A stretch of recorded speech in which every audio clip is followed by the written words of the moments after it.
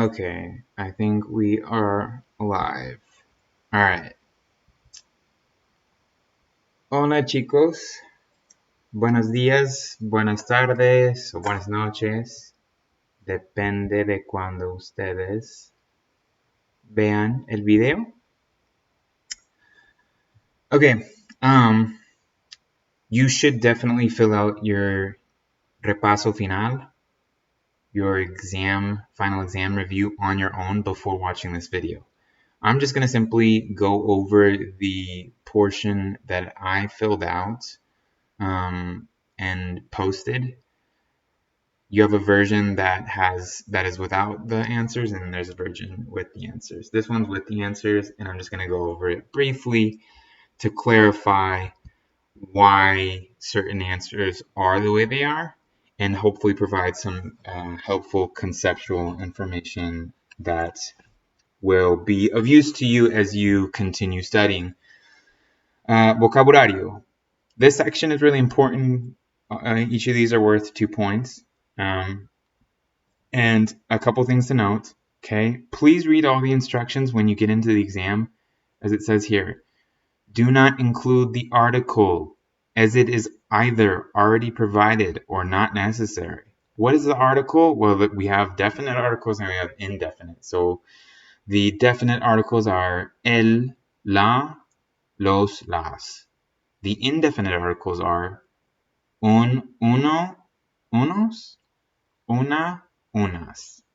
Okay? Here we have, right, a context that's given, but you're given, right, the words in English. So it should be fairly easy if you've studied thoroughly. What I recommend is when you go through the Quizlet, that you also write down the words in Spanish twice and then once in English to help you memorize. This is the method that I used in learning Portuguese and also currently while I'm learning Arabic. I use Quizlet, but I don't just use Quizlet. It's also different to handwrite things. It activates a different part of your brain. Your cognition is different. You're more engaged. So make sure that you're not just using one method, that you're also looking for alternatives. Okay, so let's begin.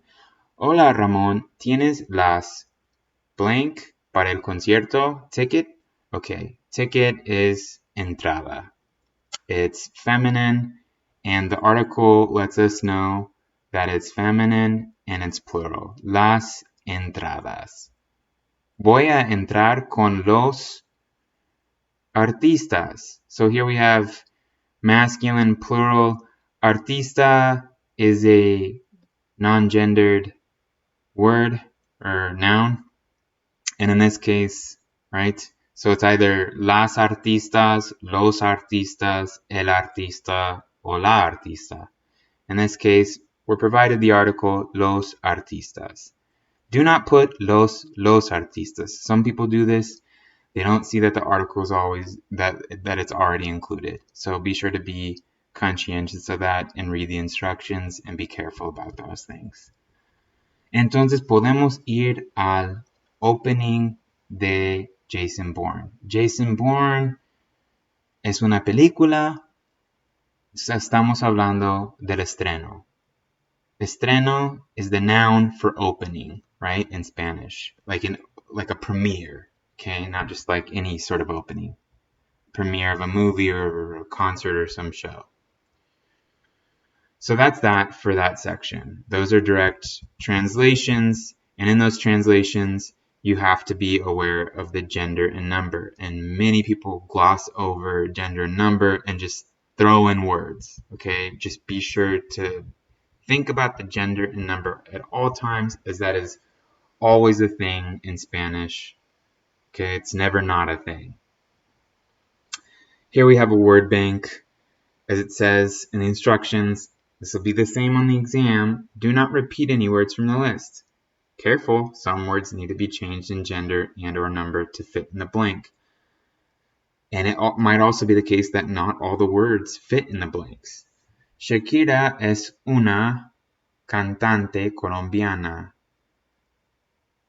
Shakira is a Colombian Singer, muy popular en el mundo, very popular in the world. Su voz es fantástica, es una mezzosoprano increíble. Here we have to use the contextual clues, right? So we have es una mezzosoprano. So mezzosoprano is a type of voice like a tenor. So if you didn't know that, that one might have been difficult. That one kind of is tricky. Además de cantar, también toca la armónica y la batería. Here we have instruments, the harmonica and the drums. So what do we have here? Gerente, no, that means manager. Voz, I guess it could be, but we already have voz, right? Lento is slow. Lenta is slow feminine, right? And here we have guitarra. So it's going to be guitarra. I mean, it couldn't be voz because it's tocar. And tocar is for instruments, right? You play an instrument. So toca la guitarra. And we also know guitarra is feminine. All right, that is that for vocab. It's just a matter of, like I said,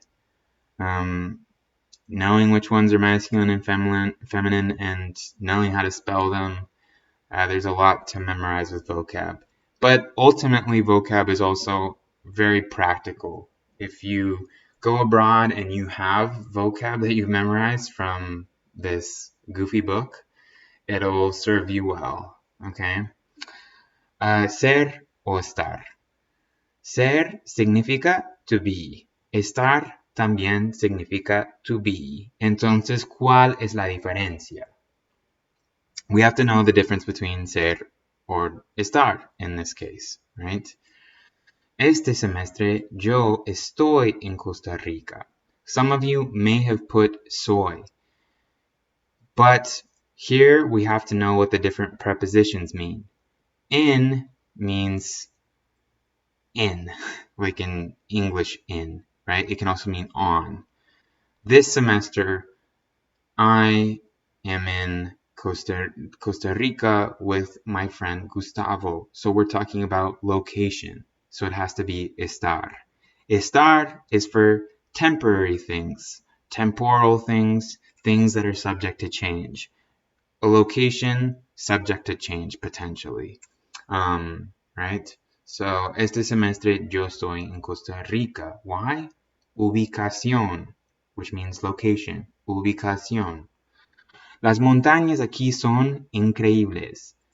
The mountains are, I mean, I guess there could be a volcano or something, but are typically don't move. Okay, so las montañas, so el paisaje, anything that has to do with right? Landmarks, nature, things like that, permanent characteristics of a place are ser. So ser, let's talk a little bit about this first. Estar is used for describing our emotional states. So as in, estoy triste, estoy feliz, estoy cansado, I'm tired. And then ser is used for personality traits. Soy inteligente. Soy tonto. Soy cómico. Estar is used for location. Ser is used for where something takes place. So, for instance, the state of Washington, el estado de Washington, está en los Estados Unidos. Washington State is located in the US. However, if we're talking about like a concert or a class, we talked about this example in the past. El concierto es in Benaroya Hall. So Benaroya Hall is a concert venue. We would use ser. That's just a weird off situation. But to summarize, ser is used for permanent things. So job, occupation, soy profesor, ustedes son mis estudiantes. Origin, so where you're from, soy de Washington, Ustedes son de Arkansas, son de Texas, son de Oklahoma, son de Kansas. And then ser is also used for where something takes place. Estar is used for location, emotions, right? Oh, ser is also used for telling the time. Son las 11 de la mañana. Es la 1 de la mañana. Es la 1 de la tarde, etc. Okay, so continuing with this paragraph, ya que Gustavo nunca está cansado, because he's never tired, okay, tiredness, temporal. Él es un buen amigo. He's a good friend. This could be considered a personality trait, okay? The guy is a good friend, ser. With the present indicative sections, right, you have a regular verb section, which is just your typical AR, IR, ER verb patterns that follow the same pattern and don't really change. So we have verbs like comprar, hablar, mirar, and we also have verbs like creer. In terms of IR verbs, we have escribir. Okay, so as long as you memorize these forms, you should know these verbs. Okay, and the present indicative is to talk about events in the present that are occurring in the present.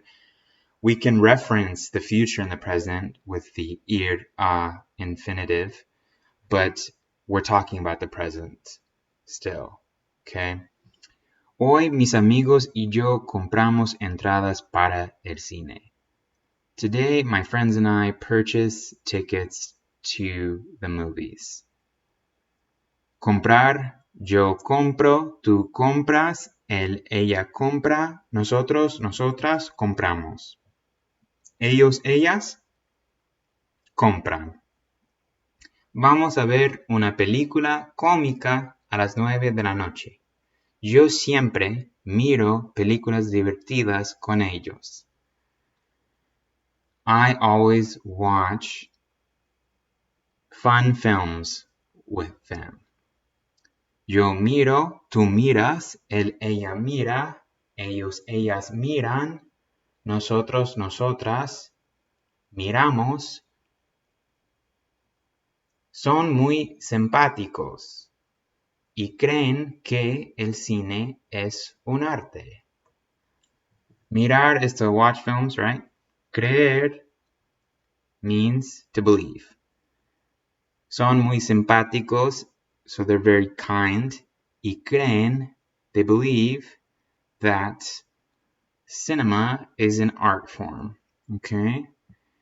Yo creo, tú crees, él, ella cree, nosotros, nosotras creemos, ellos, ellas creen.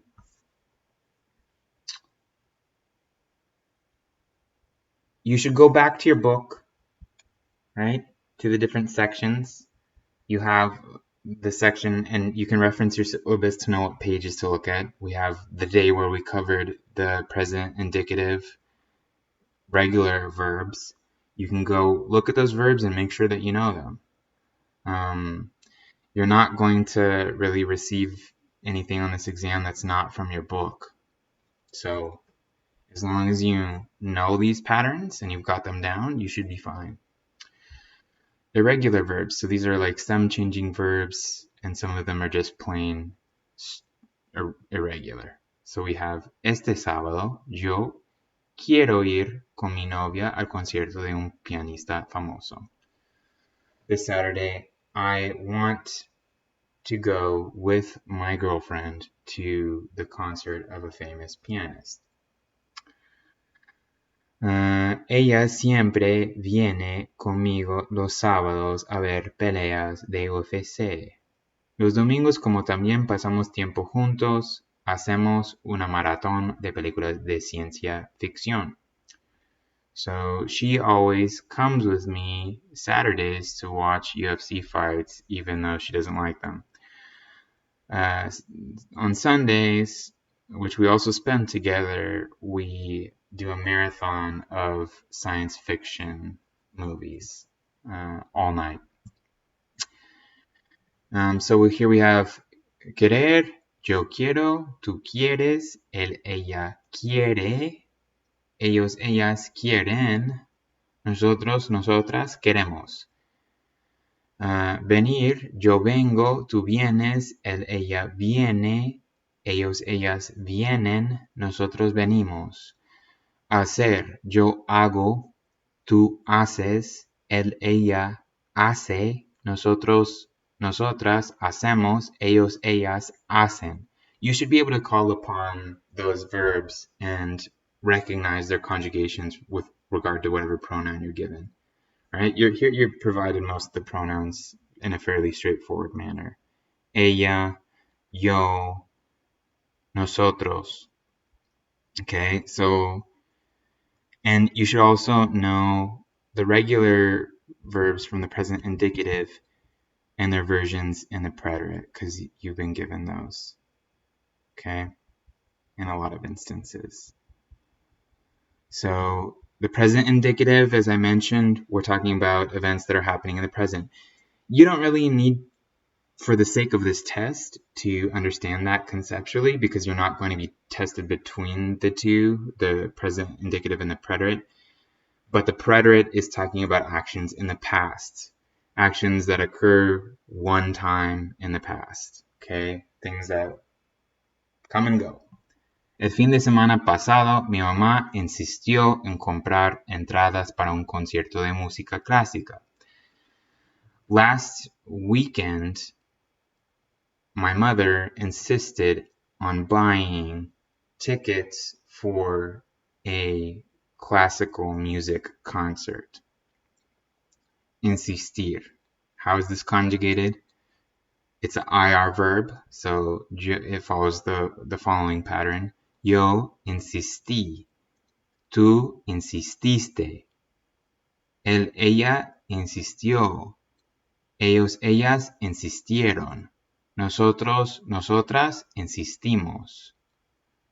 Ella compró entradas para una ópera de Plácido Domingo. She, my mother, purchased tickets for an opera called Plácido Domingo.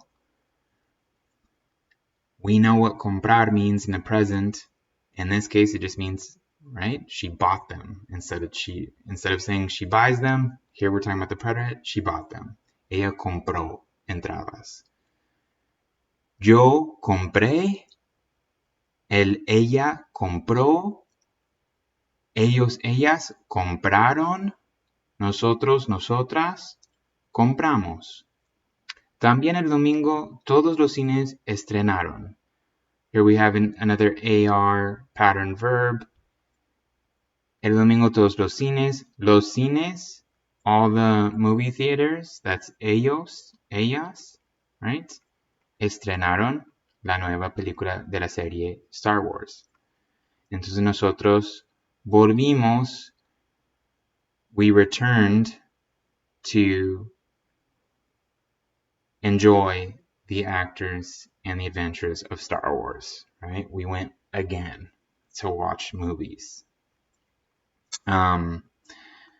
Nosotros volvimos. Yo volví, tú volviste, él, ella volvió, nosotros, nosotras volvimos, ellos, ellas volvieron.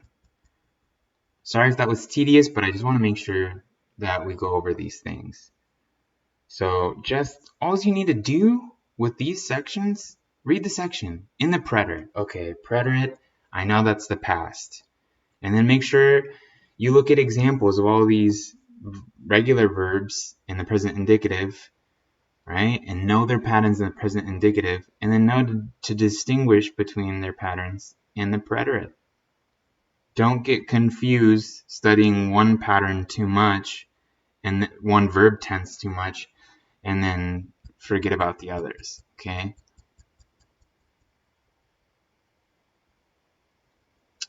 And there's plenty of practice activities that I've posted in that folder for the final exam review. Pronombres demostrativos. Here I made a mistake, so for those of you that already looked at their review answers, sorry. I am human and I'm not infallible. And I'll explain what that error was. So these are demonstrative pronouns. So we're talking about this, that, those, these. In the Quizlet, I went over these in a comprehensive manner where you're given multiple examples of how this works. So what you need to know is the gender of the noun that's being discussed.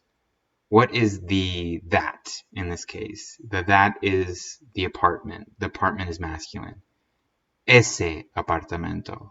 Ese means that. Esa means that if it's feminine. Here's where I made a mistake. Alfombras, las alfombras, feminine.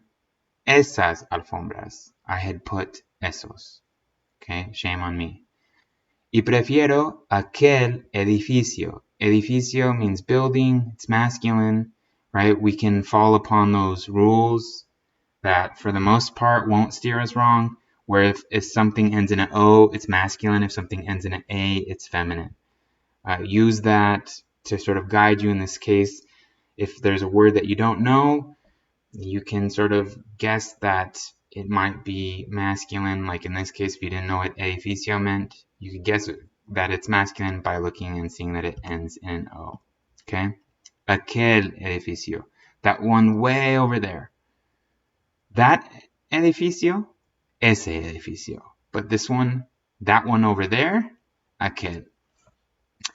Adverbs, I would consult your book. It gives a pretty good explanation on whether something ends in a consonant, what you're supposed to do, or if it ends in a vowel, what you're supposed to do. It's really straightforward.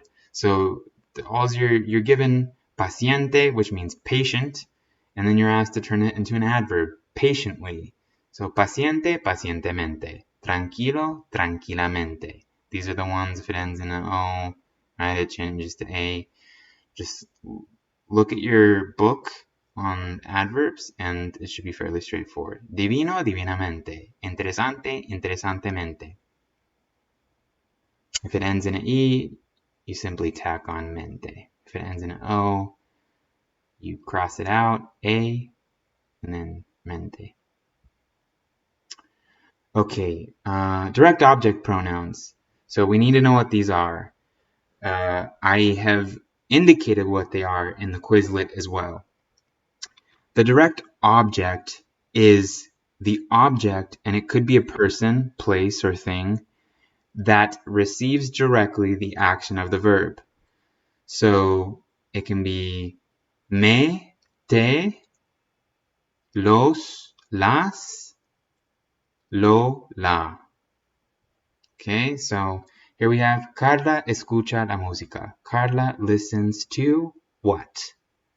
Whatever she listens to is what the direct object is. That's what's receiving the action of listening. So Carla listens to music.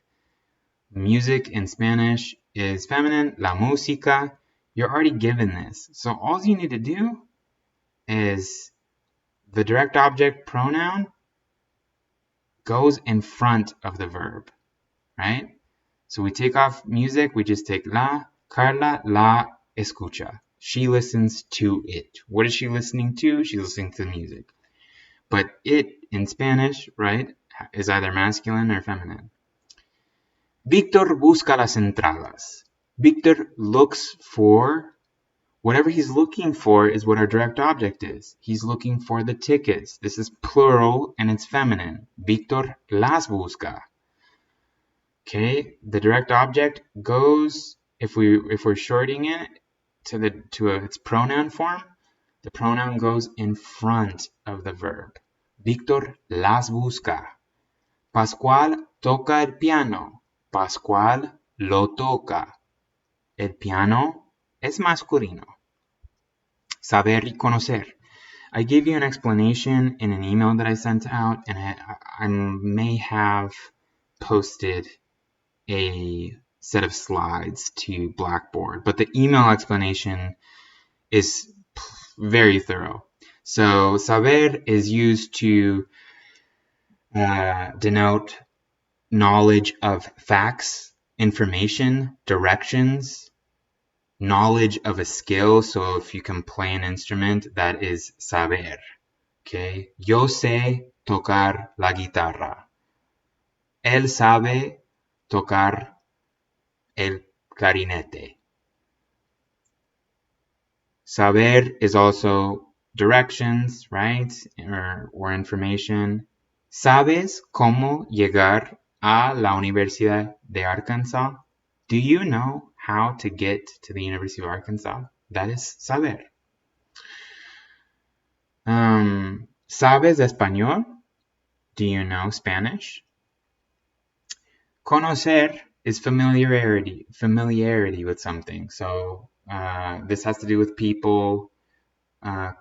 Conozco a mis estudiantes. Conozco mis estudiantes. I can put the preposition in there or I can leave it out. Conozco México. Conozco Colombia. Right? So if we're talking about places, this is also conocer because you can't know a place as though it were a fact. Saber is essentially dealing with facts. And in terms of skills, that's the only part that's a little bit debatable, whether that's like factual information, because you're sort of familiar with a way of playing the guitar. But for the sake of the argument, for the sake of Spanish, right, this is how things are. Saber, facts, information, and skills that we know. Conocer, people, places, right, that we are familiar with. Mariana, ¿tú sabes dónde está el nuevo centro comercial? So do you know where the mall is located? This is directions, information on how to get there. No, lo siento, yo no conozco esta ciudad. I'm not familiar with the city. She can't know the city factually, okay? She is familiar with the city, or she's not. In this case, she's not familiar with the city, so she has no familiarity with the city, she wouldn't know the directions. Necesitamos comprar varias cosas, y ese mercado, ¿sabes a qué hora abre? ¿A qué hora abre? Abrir significa to open, right? So, do you know at what time it opens? This is information, right? On the schedule of something, right, is information. Hopefully that was helpful. Okay.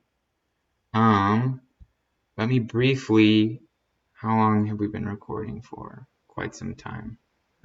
But in any case, this will hopefully be thorough. Okay, like half an hour. Okay. Just real quick to wrap up. So you have this folder, Final Exam Study Guide Tools. Please use the Quizlet.